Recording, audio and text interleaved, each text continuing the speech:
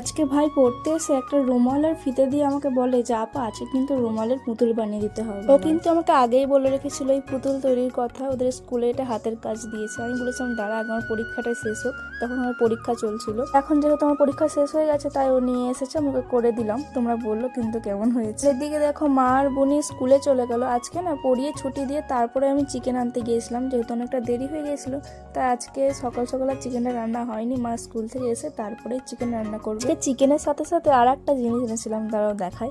এটা হচ্ছে মুরগির স্কিন বা ছাদ যেটাই বলো না কেন, এটা অনেকেরই পছন্দের আবার অনেকেরই অপছন্দের। তবে কারো অপছন্দের জিনিস যে আমার পছন্দের হবে না তেমন তো নয়, আমার কিন্তু খুব ভালো লাগে এটা। ওইদিকে দেখো গরম পানি করে আমি কিন্তু খুব ভালোভাবে স্কিনটাকে পরিষ্কার করে নিয়েছি, তবে সবটা পরিষ্কার করতে পারলে ওই মাথা দুটো কিন্তু আমি পরিষ্কার করতে পারি না, ওটা মাই করবে স্কুল থেকে এসে। তো ওইদিকে দেখো মা স্কুল থেকে চলে এসেছে, এদিকে চিকেন রান্নাও শুরু করে দিয়েছে। তো চলো আজকে এই পর্যন্ত, দেখা হবে নেক্সট